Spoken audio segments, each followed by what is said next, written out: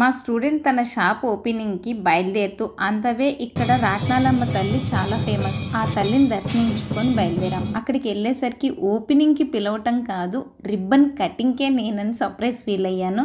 So నేను వస్తానని అనుకోలేదంట తన మాటల్లో కూడా. తెలియవు కానీ వస్తాననుకోలేదు. చాలా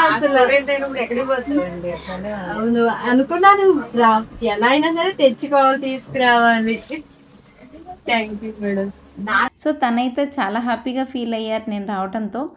ఒక సక్సెస్ని సాధించాలంటే మా సార్ నాకు ఒక చిన్న గిఫ్ట్ ఇచ్చి నా లైఫ్ జర్నీని స్టార్ట్ చేయించారు.